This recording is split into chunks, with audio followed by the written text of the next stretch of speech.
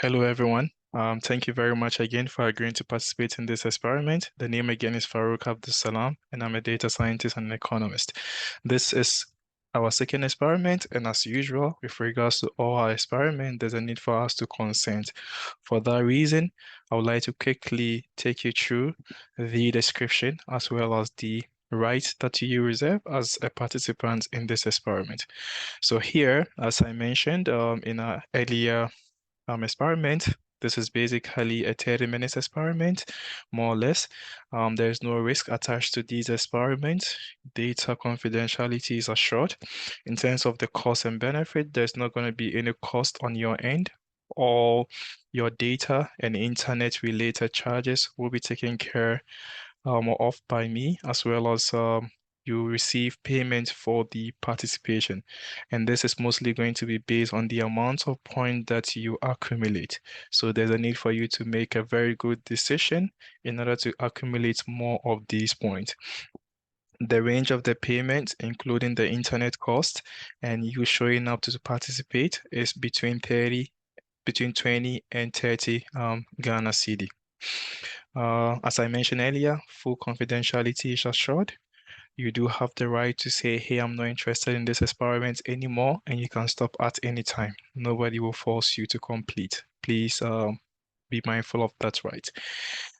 To also help you understand the nature of these experiments, I've attached a link to the video to give you further explanation as to what to expect in this experiment. So you can quickly click on this link and it will take you directly to the experiment page. Now, if you agree to everything, kindly click on yes. Click on yes if to be sure that you've watched the video and understood the nature of the setup, and just enter your full name for the payment to be made and for you to proceed to the next page. So here, as soon as you do this, it will take you to the next page, which is basically the stage where we try as much as possible to explain the experiment to you. So as mentioned, this is going to be a seller-related experiment where you act as a seller. And the nature of this experiment is such that you have a product that you are willing to advertise for buyers to come buy. Okay. And for you to advertise that particular product, you need to pay for the advertisement cost. And here, this endowment is going to help you pay for the advertisement cost. Now, in terms of the product, you as a seller, you have two different types of product to sell. You can decide to sell product A, or you can decide to advertise product B, or you can decide to advertise both of your product A and product B. But mind you, for every advertisement that you advertise, you have to pay an amount attached to it, which is the advertisement cost. So the decision here, you advertise, and as you advertise and you pay for the advertisement cost, the chances of you selling your product is higher. So people will get to see your product and they'll buy your product. And when they buy your product, you tend to accumulate points based on that. Also, there's also going to be the law of diminishing returns that I explained earlier, which basically says that the more you sell a product, the lesser points you tend to accumulate subsequently. So you can think of it as if you happen to sell product A several times, in your buyers will lose interest in product A. For that reason, they wouldn't be in a position to really be more attached to it that much. So the points that they were attached to that particular product tends to reduce. So that's the law of diminishing returns. I'll show you some numbers to help you understand it further. Now, this is going to be an important point here. Please keep this in mind. Whenever you sell a product, there's a tendency for the buyer to return your product. So he or she might buy your product after you've advertised and paid for the advertisement cost, but the person might return back your goods back to you, saying that, hey, I don't think I'm really okay with this particular good. I don't want it anymore. In that case, when they return these goods, you tend to lose points. So please pay attention to that. When they return your good back to you, you will lose points. So that's going to be a very important point to make. So as I mentioned, they return the good back to you. Um, you tend to lose points when they do that. When they don't, you don't lose any point. And you have a decision to make for every round. And at the end of the day, the number of rounds that you accumulate, the point that you get will be given to you. So let's go to the very first round, which is the main round, round one, just so you understand my earlier explanation. So here you'll be given a lab money, which is $40. Remember, this $40 is not actual Canadian or American dollar. It's just going to be your lab currency, and you will use that one to advertise your good.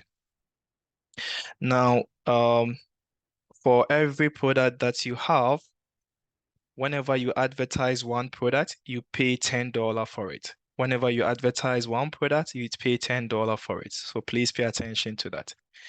And also, as I mentioned, there's going to be the law of diminishing marginal value of points. So when you advertise one product for the first time and someone buys it, you get 200 points. When you advertise the product again for the second time, you wouldn't get 200 points. You rather get 148 points.